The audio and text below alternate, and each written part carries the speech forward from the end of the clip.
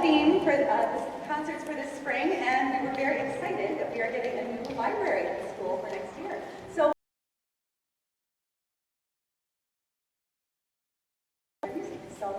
we will open with a little song, a little adaptation for you about reading, all about those books.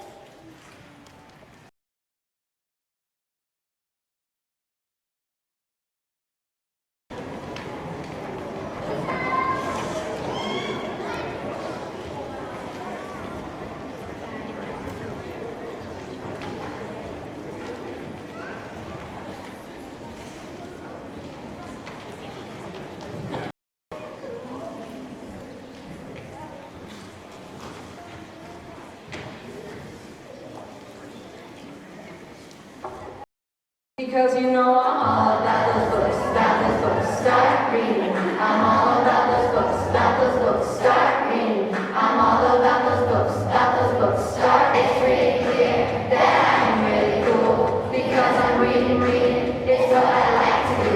Cause I got that fiction that everyone chases. All of these books, they even swap. If you got books and Kindles, just break them up. Cause everything you read is perfect from the start until the stop. Yeah, my mom said she told me don't worry.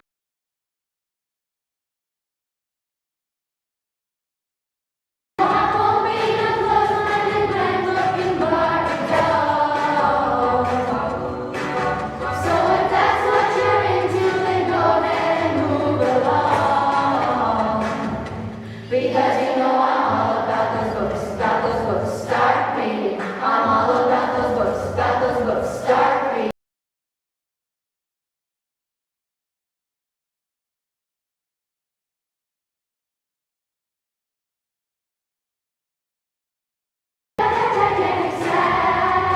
No, I'm not joking, no, you think it's mad. But I'm here to tell you, every book is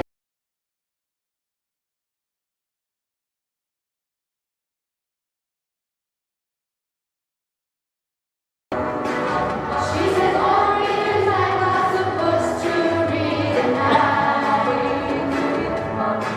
You know I won't be no close-minded black looking Barbie doll. So if that's what you're into, then go ahead and move along. Because you know I'm all about those books, start reading. I'm all about those books, start. I'm all about those books. Because you know I'm all about those books, start reading. I'm all about those books, start reading. I'm all about those books, start reading. I'm all about those books, because you know books, start reading. I'm all about those books,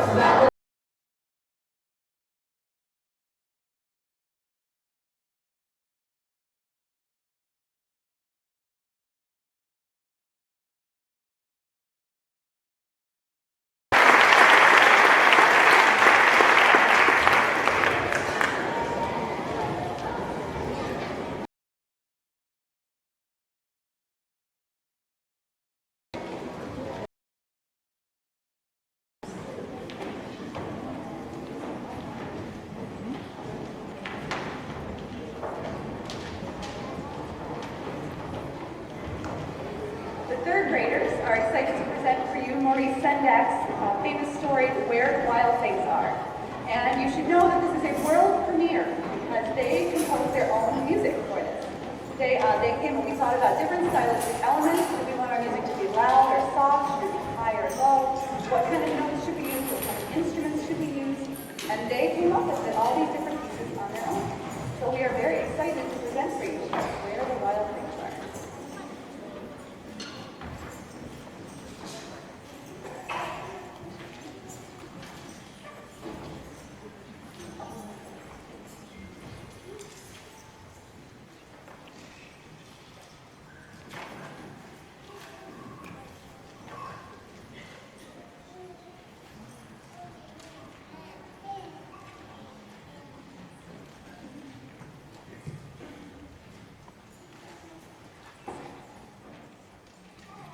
night Max wore his wolf suit and made mischief of one kind and another, his mother called him a wild thing, and Max said, "I'll eat you up." So he was sent to bed without eating anything. That very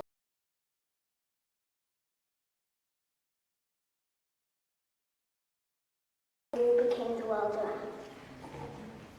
And an ocean tumbled by with a private boat for Max, and he sailed off through the night and day.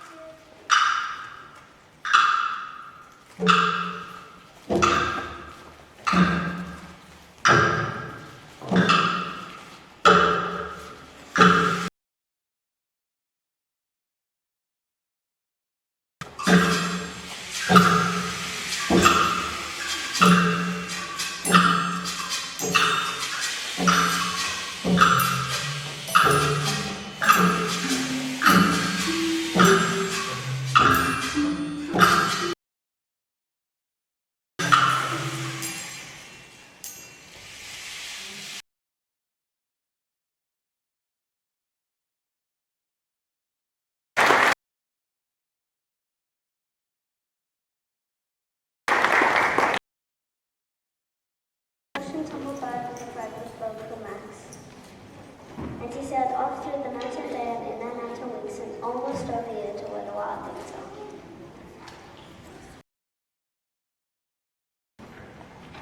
And when he came to the place where the wild things are, they roared their terrible roars and gnashed their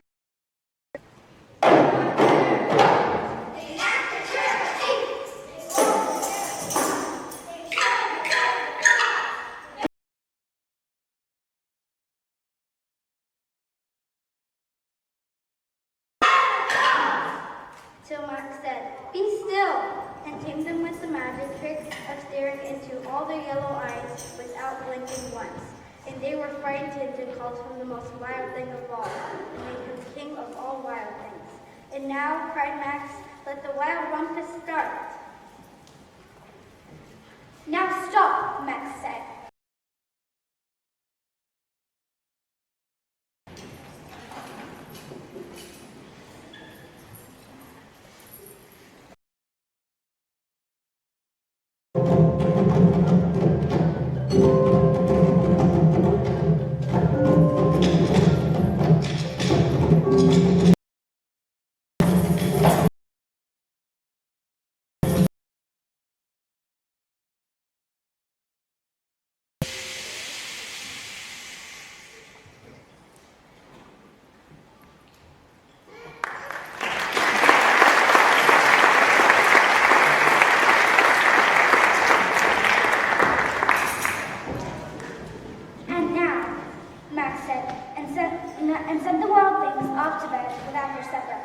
And Max, the king of all wild things, was lonely and wanted to be where someone who loved him best of all.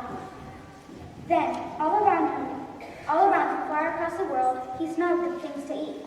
So he gave up being king of where the wild things are.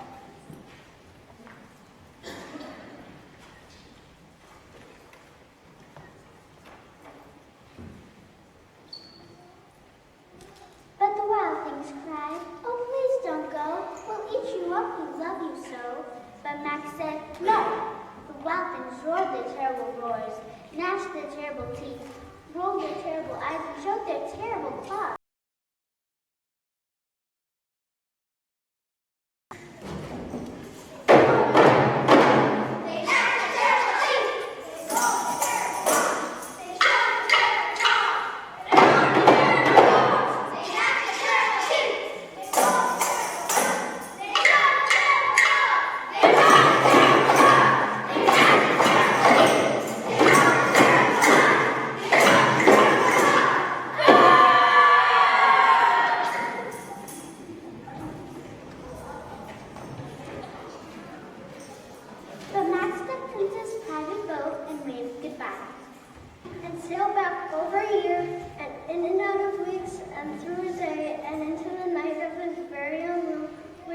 Separating for him, and it was still hot.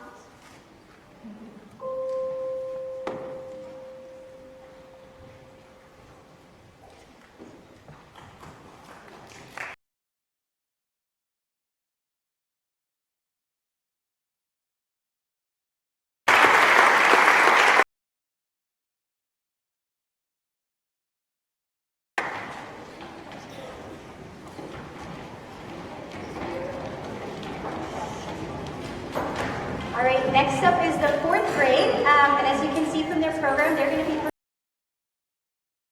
and we're going to ask that you hold your applause until the very end because we have several different songs that happen throughout the performance of this, so please wait until the end, and then you can give us one nice big round of applause. We hope you enjoy Caps for Sale.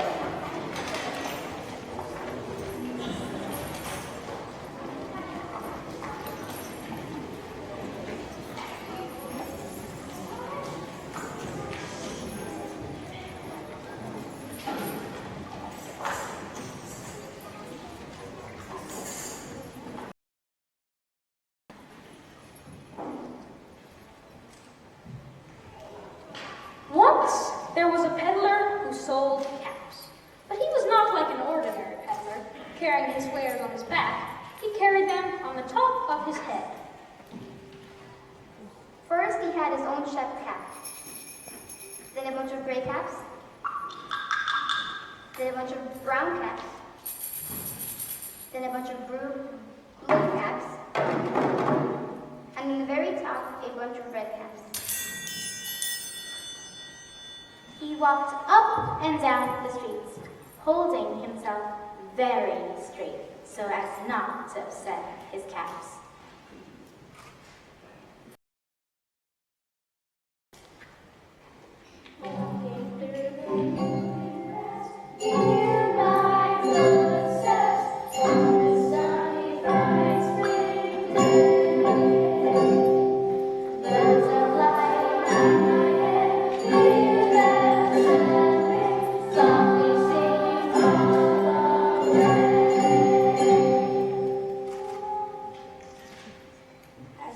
As he went along, he called,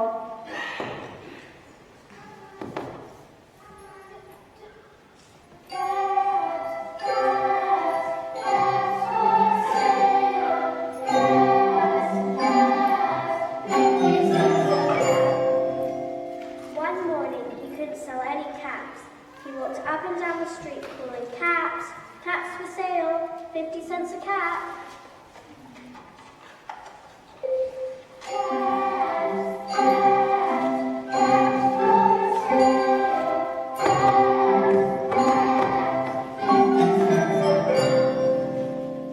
But nobody wanted any caps that morning.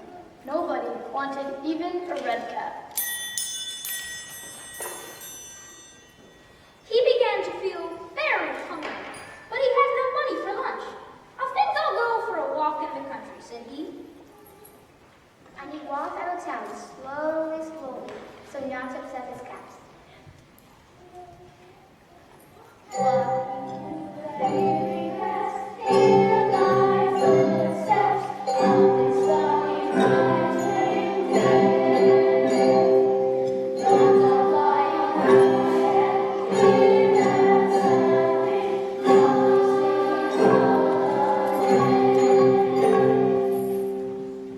He walked for a long time until he came to a great big tree.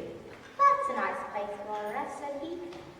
and he sat down very slowly under the tree and leaned back, little by little against the trunk, so as not to disturb the caps on his head.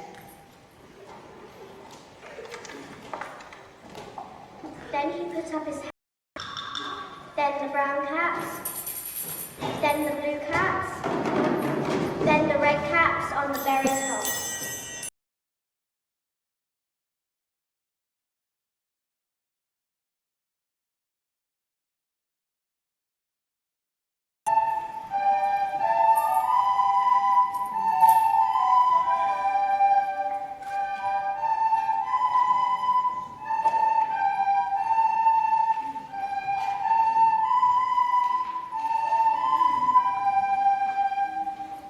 Then he woke up.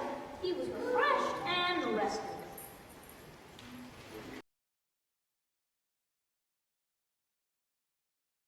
and all he felt was his own checked cap. He looked to the right of him. No caps. He looked to the left of him. No caps. He looked to the back of him. No caps. He looked behind the tree.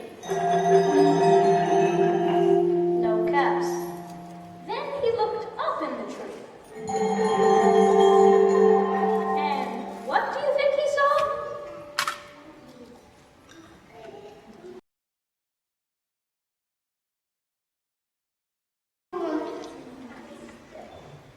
On every branch sat a monkey, and on every monkey sat there was a gray or brown or blue or red cap.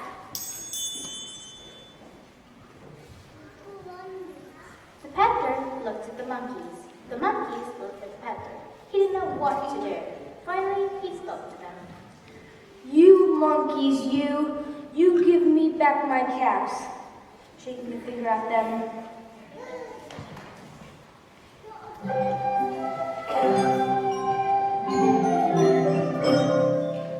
But the monkeys only shot their fingers back at him and said,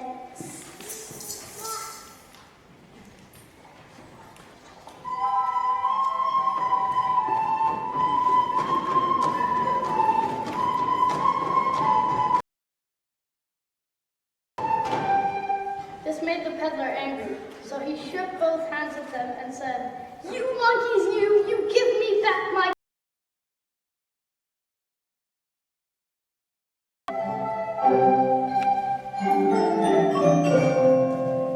But the monkeys only shook their hands back at him and said,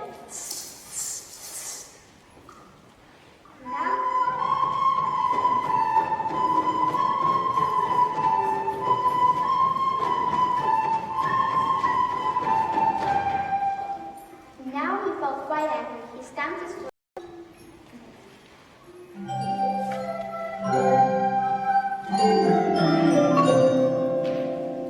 But the monkeys only stamped their feet back at him and said,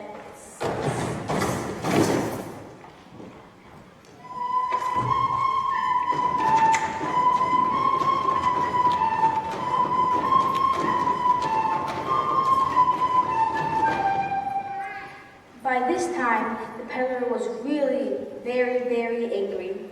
He stamped both his feet and shouted, "You monkeys, you must give me back my caps."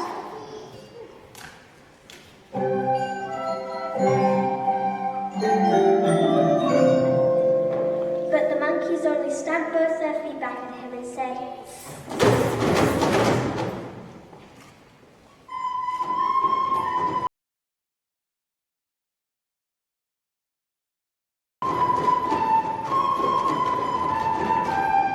At last, he became so angry that he pulled off his own cap, threw it on the ground, and began to walk away.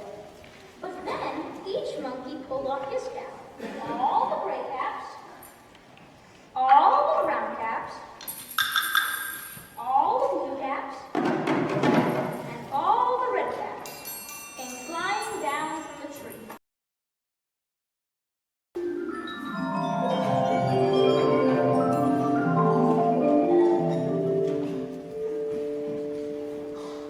So the peddler picked up his cap and put them back on his head. First his own checked cap, then the gray caps, then the brown caps, then the blue caps, then the red caps on the very top. And slowly, slowly, he walked back to town calling, standing very straight so as not to upset his caps.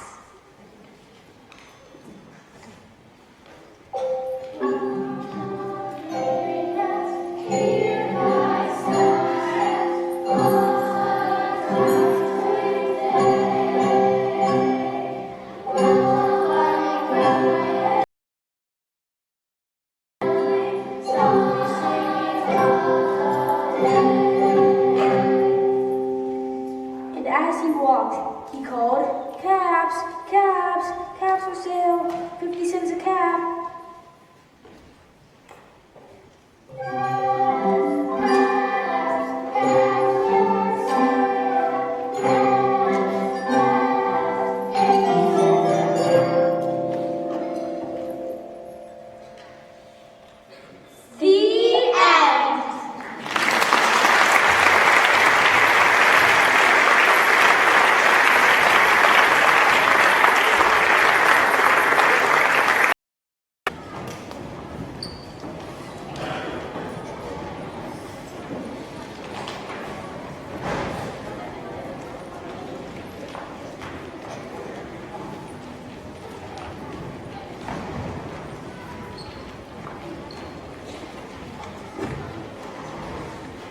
All right, well, the fifth graders are getting all set up.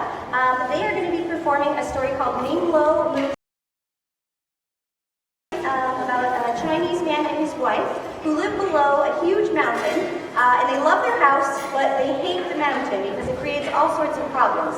So they make all these visits to the wise man that lives in the village nearby to see if they can't move the mountain. So we hope you enjoy the story. A little note about the fifth graders here.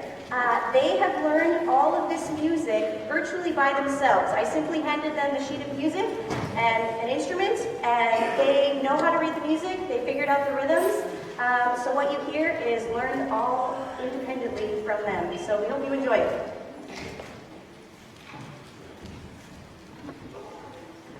A long time ago in China, a man named Ming Lo and his wife lived in a house at the bottom of and dropped down onto the house of Ming Lo. The roof was full of holes.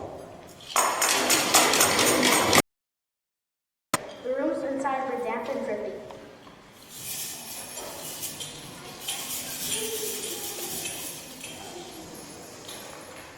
When the sun did shine, it never warmed the house of Ming Lo. The mountain always cast a dark shadow. The flowers and vegetables in the garden grew thin and sparse.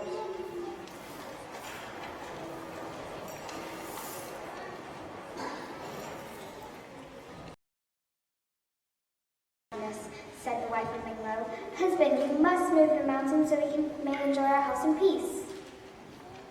My dear wife, said Ming Lo, how can one small man such as I move a large mountain such as this? How should I know, said his wife. There's a wise man who lives in the village. Go ask him. So Ming Lo walked to the village.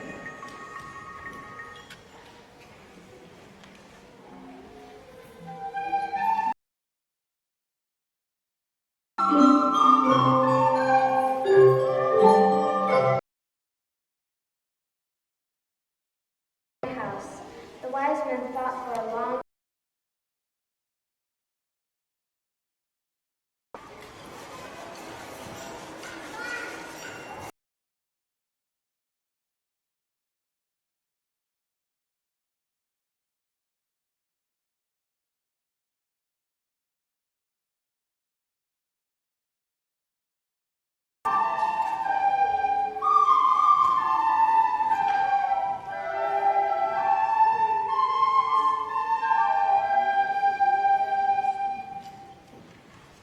Finally, the wise man said, go home. Ming Lo cut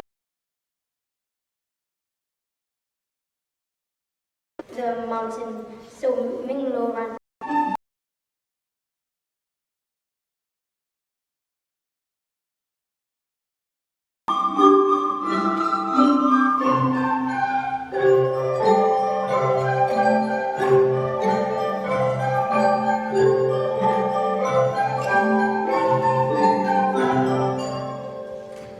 He cut down the tallest, thickest tree that he could find. Ming Lo and his wife held tightly to the tree. Running as fast as they could run, they pushed the tree against the side of the mountain.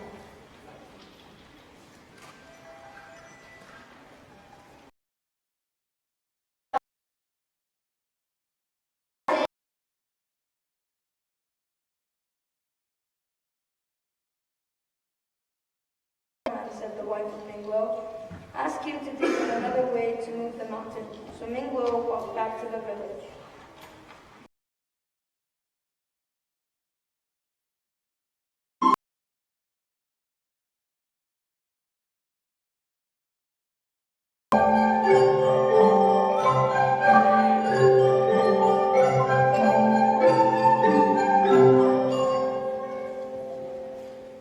Again, the wise man thought for a long time. Wings of smoke blew from his pipe.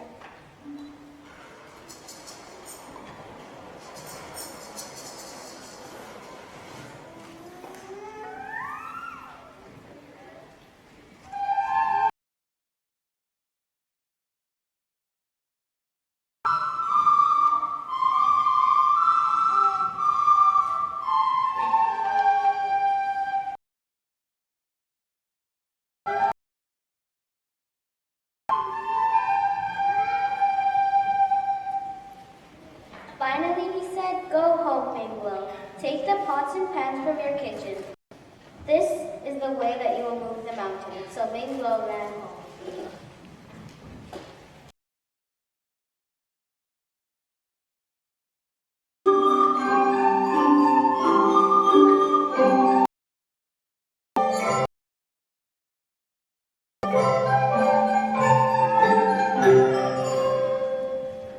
Ming Lo took the pots and pans from his kitchen.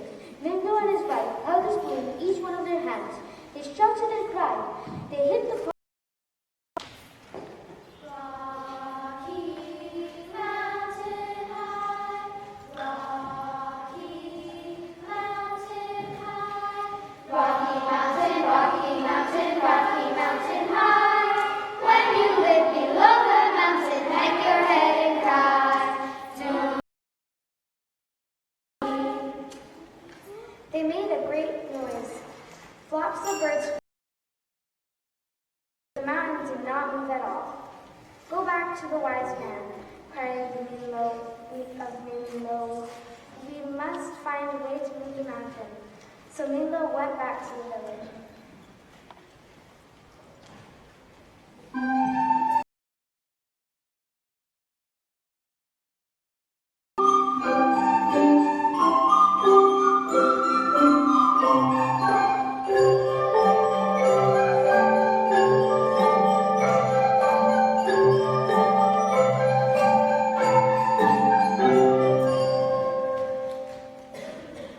Ming Lo watched as the wise man talked for a very long time.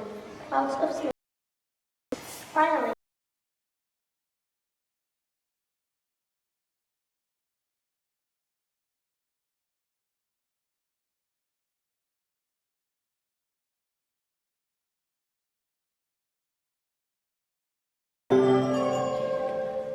With his wife, Ming Lo baked platters of cakes and baskets of bread. Together, they began the steep climb to the top of the mountain, where the spirit lived.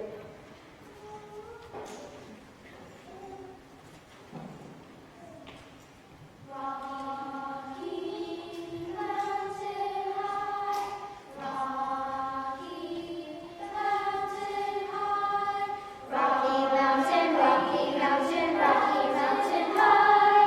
When you live below the mountain, hang your head and cry. Do, do, do, do.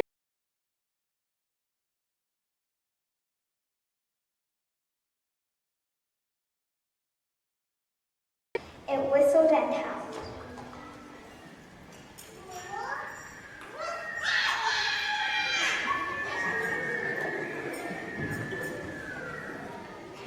Soon the air was filled with flying cakes and loaves of bread. There was nothing left for the spirit, and the mountain did not move. Without waiting for his wife to say a word, Ming Lo went back to the wine.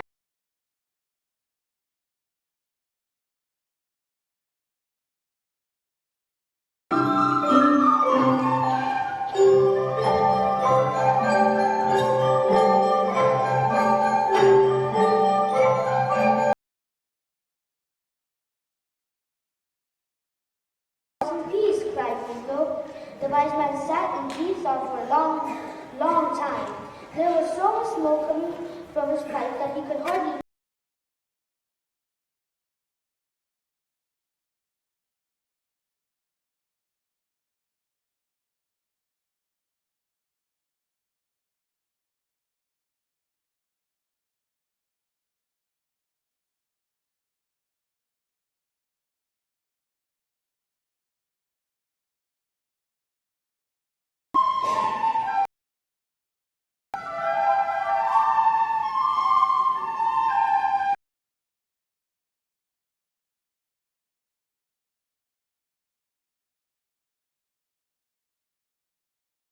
Collect all of the things that are in your possessions. Bind everything into bundles with rope and twine. Carry these bundles into your arms and on the top of your head. Face the mountain and close your eyes. Having done all this, said the wise man, you will step to the dance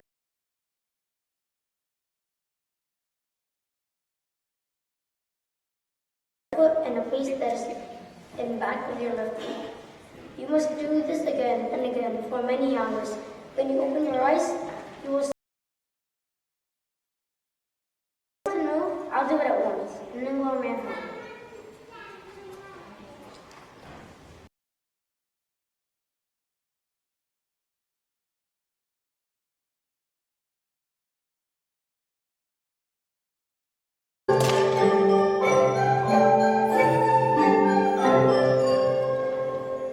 Ming Lo took his house apart, stick by stick. He gathered all the sticks and collected all the things that were his possession. Ming Lo and his wife bound everything into bundles with rope and twine. They carried the bundles in their arms and on their. Then Ming Lo showed his wife how to do the dance, to move the mountain with their feet to the steps of the dance.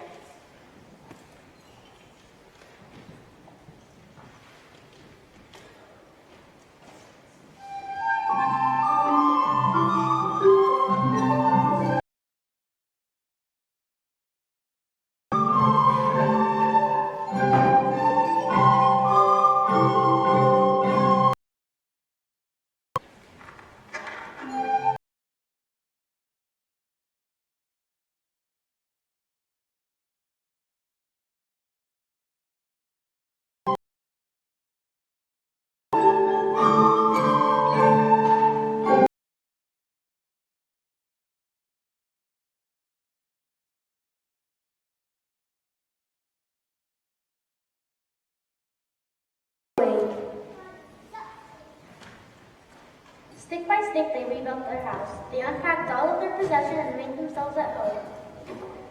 The rest of their lives under an open sky and a warm sun.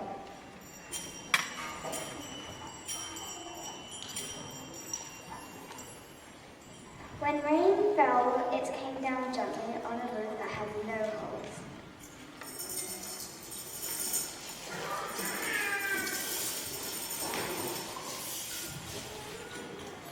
They often looked at the. There was happiness in their hearts, for they both knew that they had made the mountain move. The end.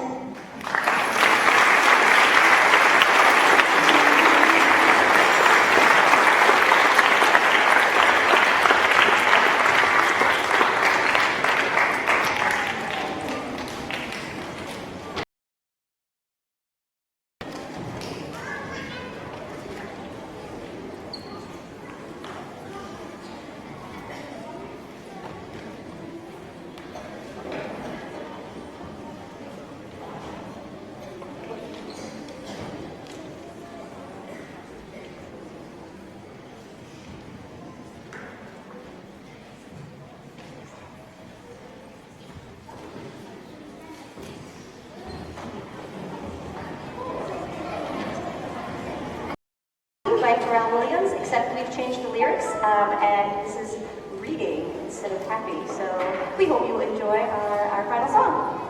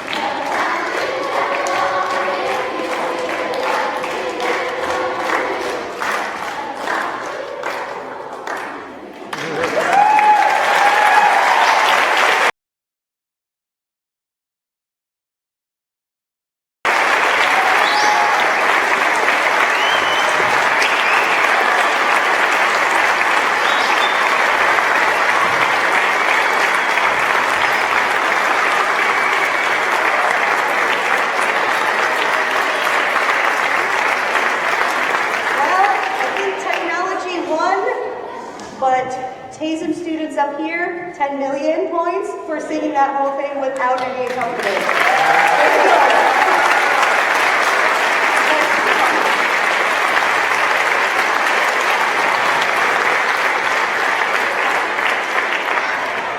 All right, thank you so much for coming. We hope you enjoyed it. If you would like to take your student home here at the end of the day, that is just fine. But please know that you need to pick them up from their classroom and just make sure that their classroom teacher knows that you are taking them. So thank you so much for coming.